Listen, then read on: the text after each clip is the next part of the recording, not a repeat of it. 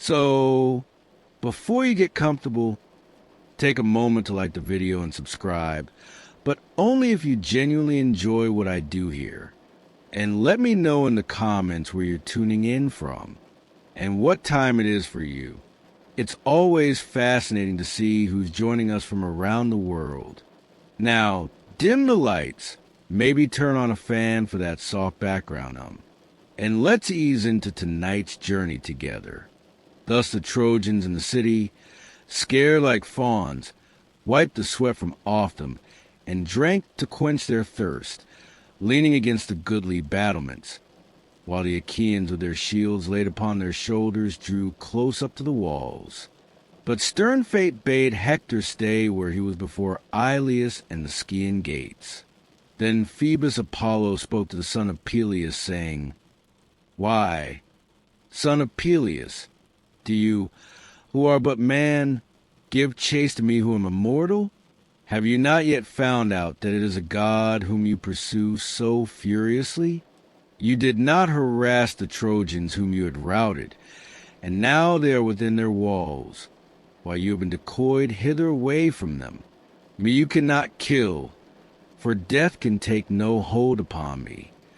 Achilles was greatly angered and said, "You have balked me, far darter, most malicious of all gods, and have drawn me away from the wall, where many another man would have bitten the dust ere he got within Ilius. You have robbed me of great glory and have saved the Trojans at no risk to yourself, for you have nothing to fear, but I would indeed have my revenge if it were in my power to do so." On this, with fell intent, he made toward the city, and as the winning horse in a chariot race strains every nerve when he is flying over the plain, even so fast and furiously did the limbs of Achilles bear him onwards.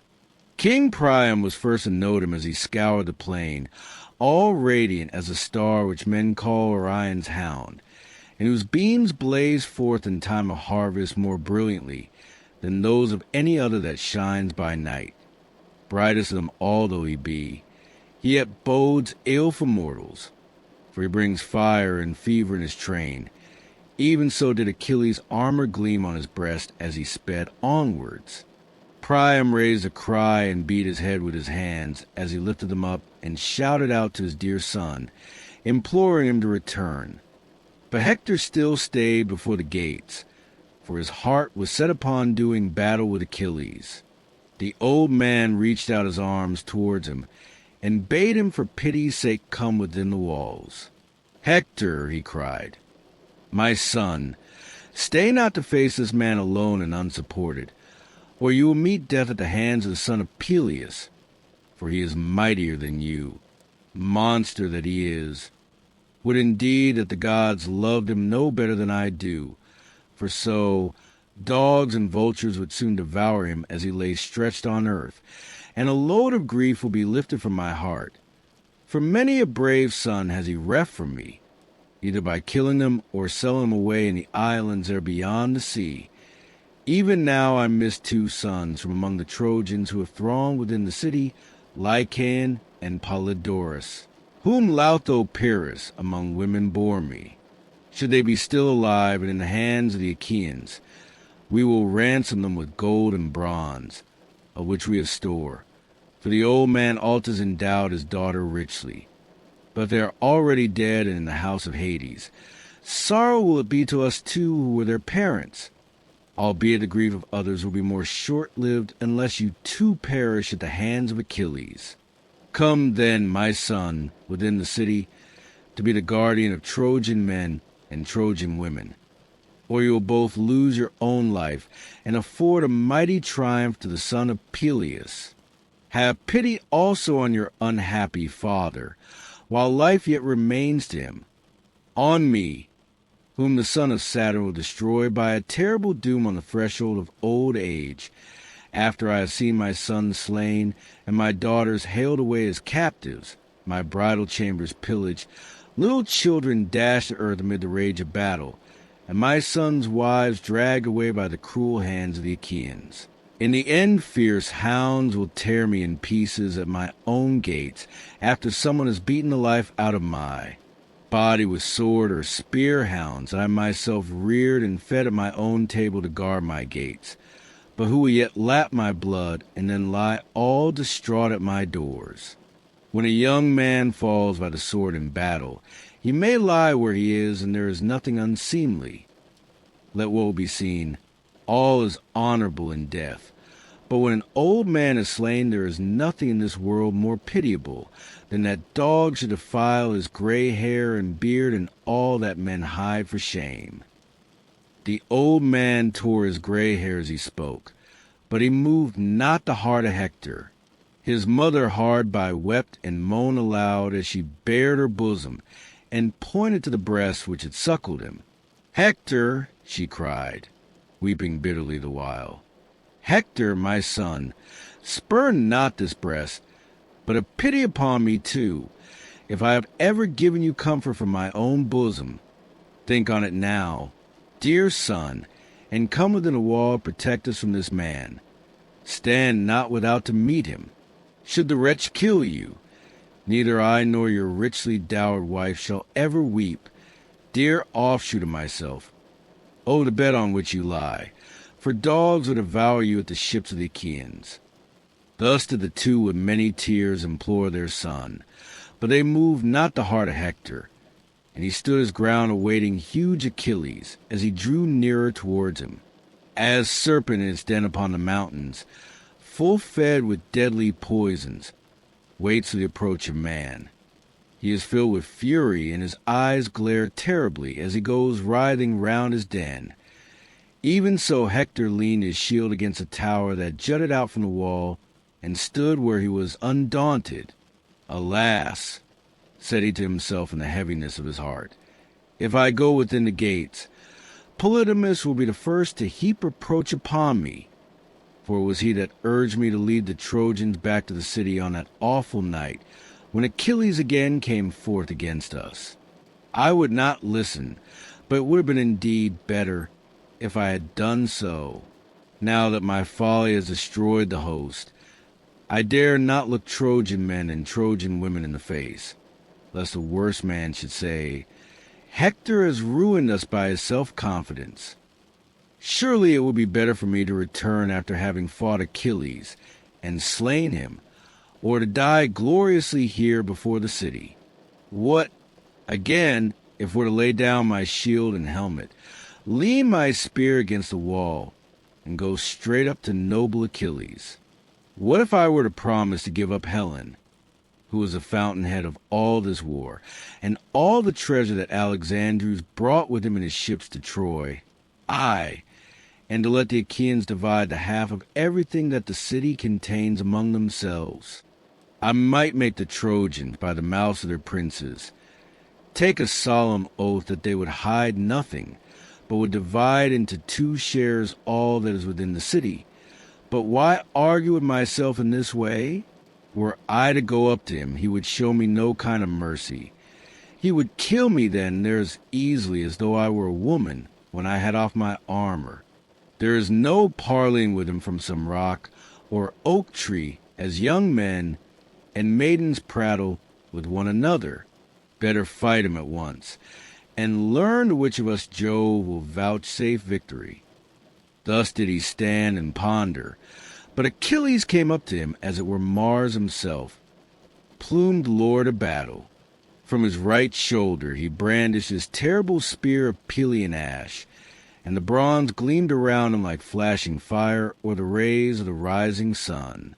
Fear fell upon Hector as he beheld him, and he dared not stay longer where he was, but fled in dismay from before the gates, while Achilles darted after him at his utmost speed.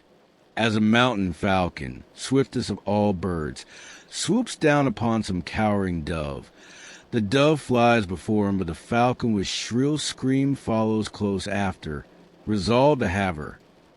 Even so did Achilles make straight for Hector with all his might, while Hector fled under the Trojan wall as fast as his limbs could take him.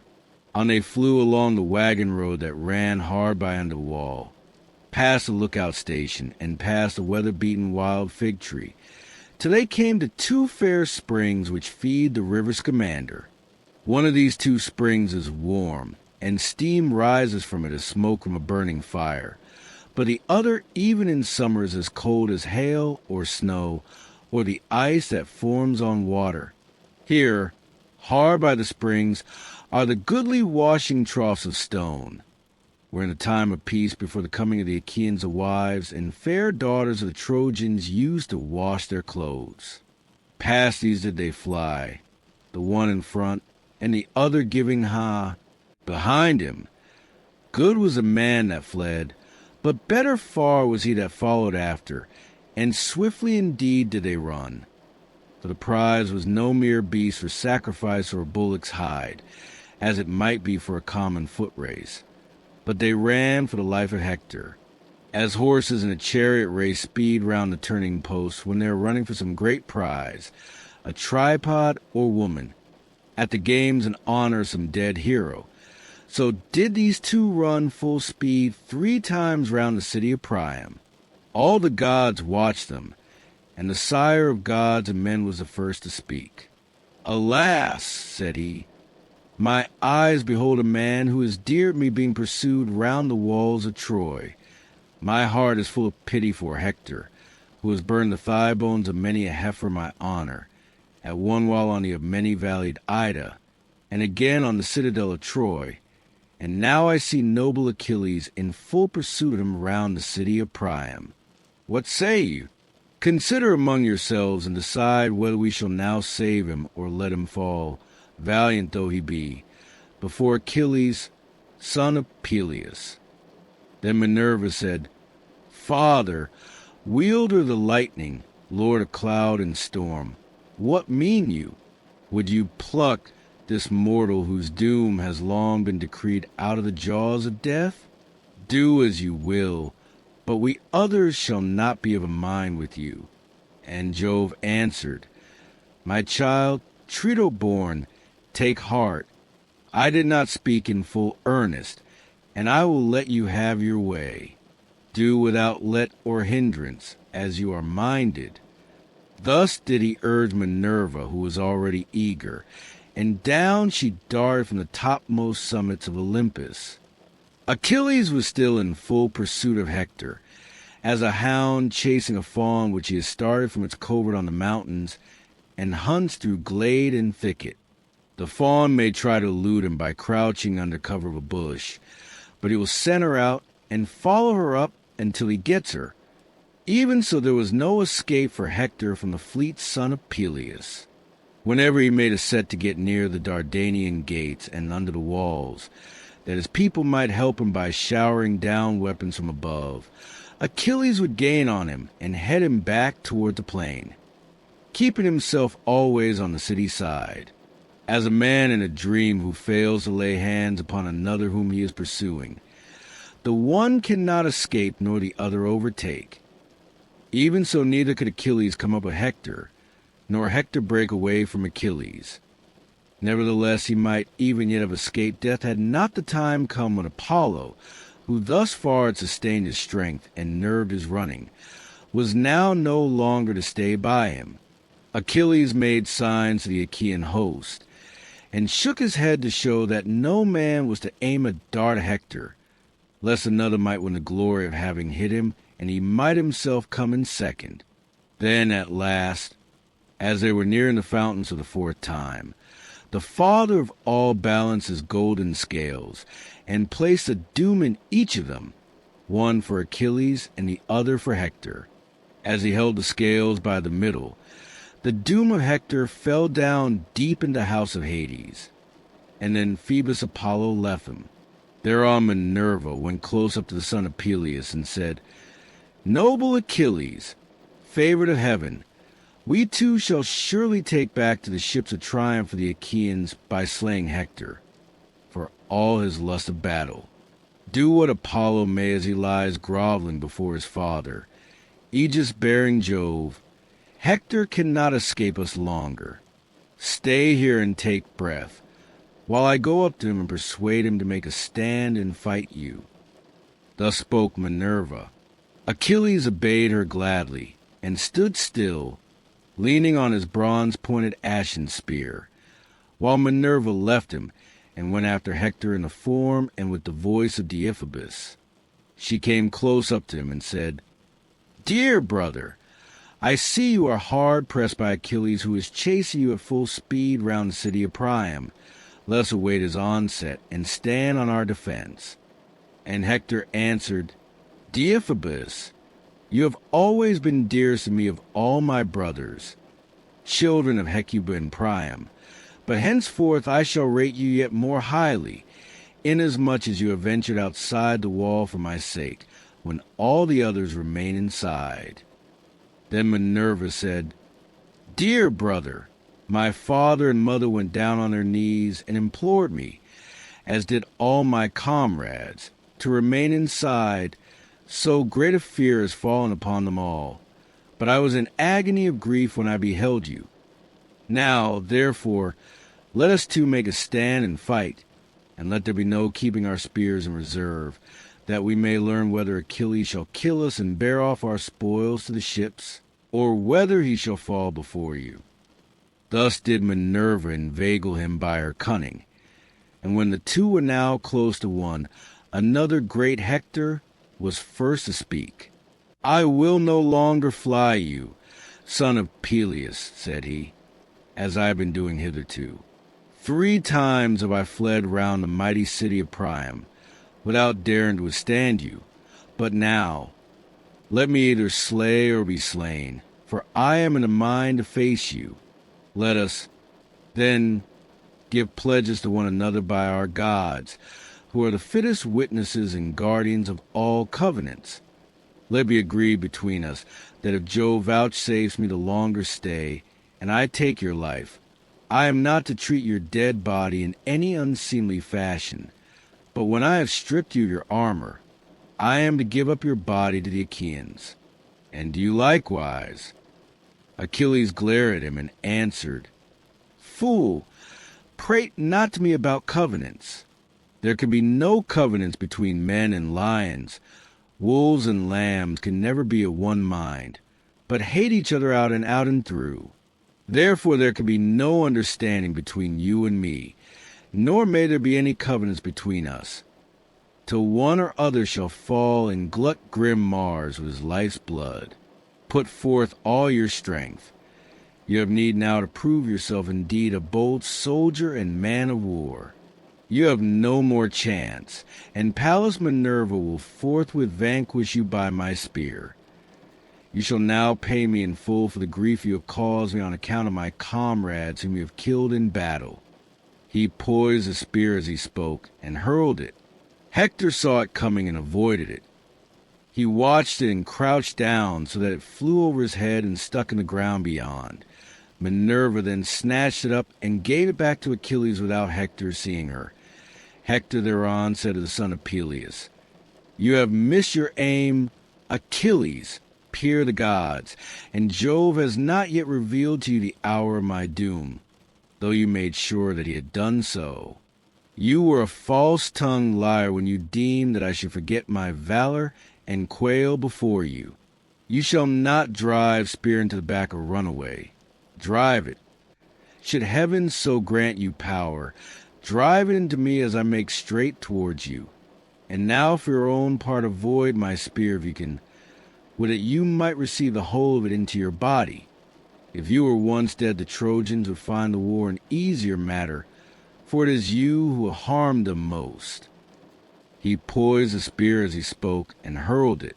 His aim was true, for he hit the middle of Achilles' shield, but the spear rebounded from it and did not pierce it.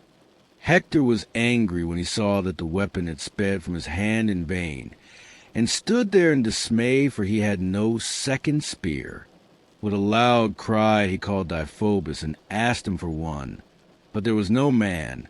Then he saw the truth and said to himself, "Alas, the gods have lured me on to my destruction. I deemed that the hero Deiphobus was by my side, but he is within the wall, and Minerva has inveigled me. Death is now indeed exceedingly near at hand, and there is no way out of it. For so Jove and his son Apollo the far darter have willed it, though heretofore they have been ever ready to protect me. My doom has come upon me. Let me not then die ingloriously and without a struggle, but let me first do some great thing that shall be told among men hereafter." As he spoke, he drew the keen blade that hung so great and strong by his side, and gathering himself together, he sprang on Achilles like a soaring eagle, which swoops down from the clouds onto some lamb or timid hare. Even so did Hector brandish his sword and spring upon Achilles. Achilles, mad with rage, darted towards him, with his wondrous shield before his breast, and his gleaming helmet, made with her layers of metal, nodding fiercely forward. The thick tresses of gold, while which Vulcan had crested the helmet, floated round it, and as the evening star that shines brighter than all others through the stillness of night, even such was the gleam of the spear which Achilles poised in his right hand, fraught with the death of noble Hector. He eyed his fair flesh over and over to see where he could best wound it, but all was protected by the goodly armor of which Hector had spoiled Patroclus after he had slain him, save only the throat where the collarbones divide the neck from the shoulders, and this is a most deadly place. Here then did Achilles strike him as he was coming on towards him, and the point of his spear went right through the fleshy part of the neck, but it did not sever his windpipe, so that he could still speak. Hector fell headlong, and Achilles vaunted over him, saying, "Hector, you deemed that you should come off scatheless when you were spoiling Patroclus, and recked not myself who was not with him. Fool that you were! For I, his comrade, mightier far than he, was still left behind with the ships, and now I have laid you low. The Achaeans shall give him all due funeral rites, while dogs and vultures shall work their will upon yourself."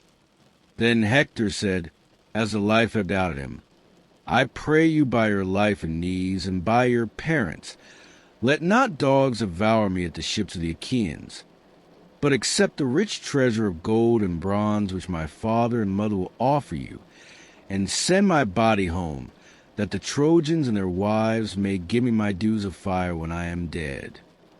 Achilles glared at him and answered, "Dog, talk not to me neither of knees nor parents, would that I could be assured of being able to cut your flesh into pieces, and eat it raw, for the ill have done me, as I am that nothing shall save you from the dogs.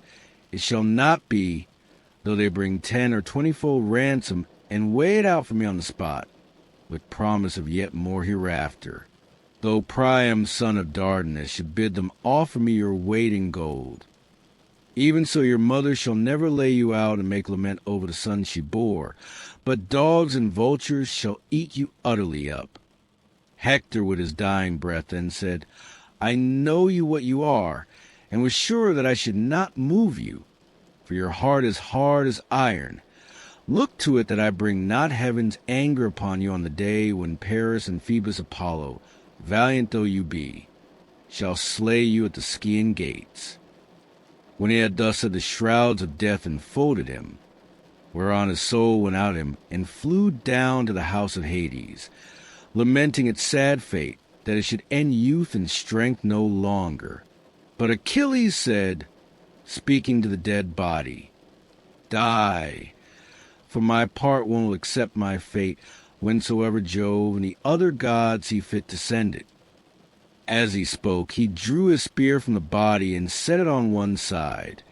Then he stripped the blood-stained armor from Hector's shoulders, while the other Achaeans came running up to view his wondrous strength and beauty, and no one came near him without giving him a fresh wound.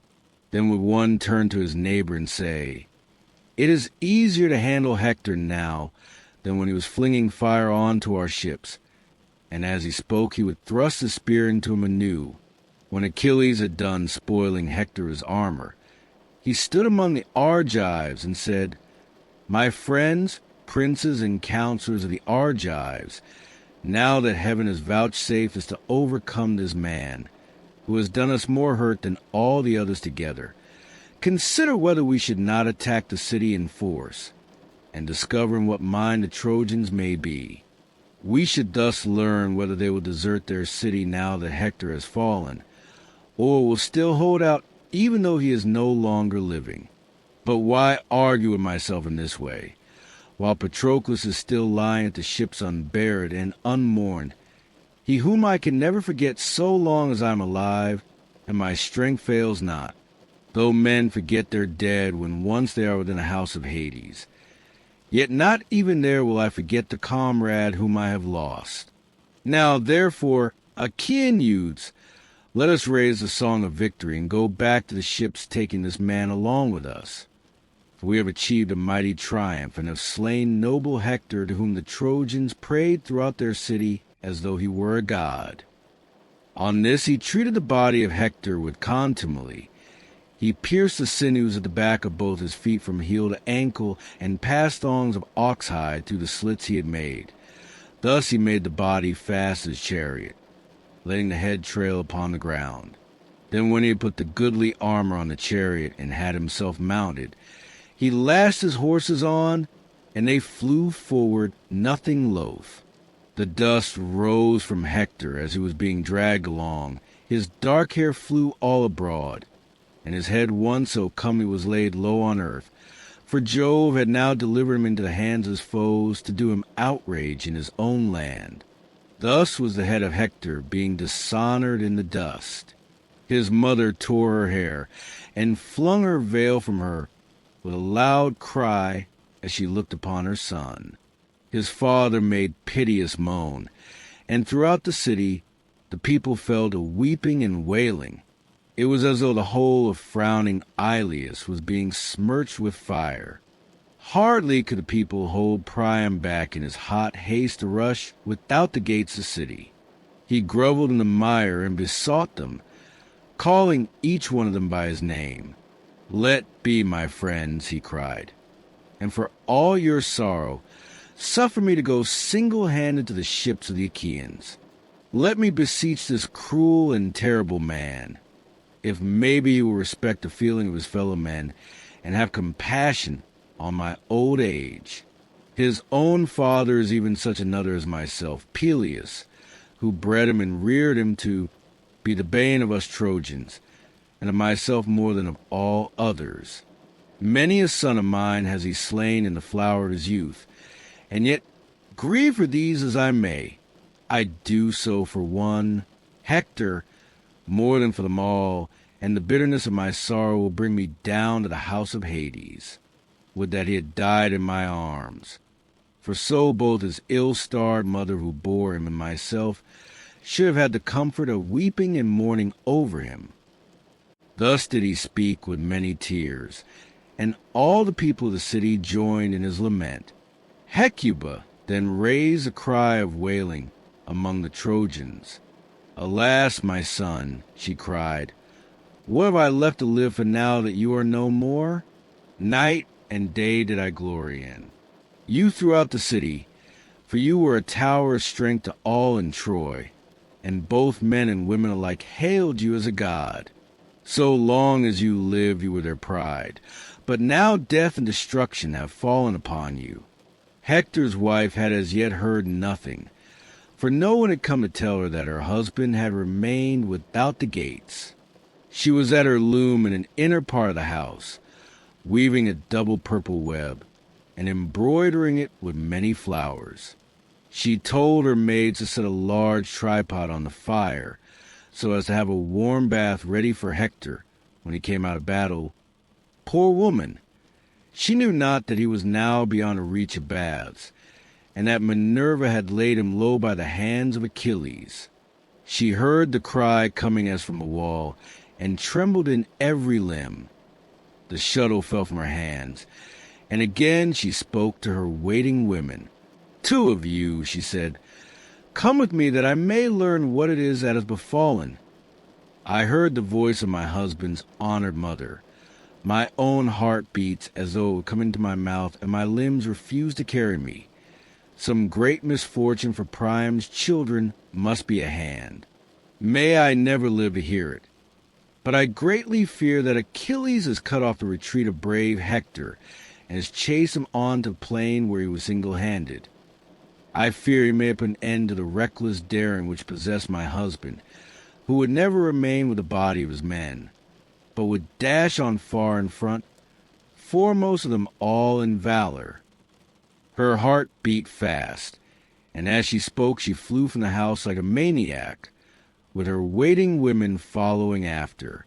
When she reached the battlements and a crowd of people, she stood looking out upon the wall, and saw Hector being borne away in front of the city, the horses dragging him without heed or care over the ground towards the ships of the Achaeans.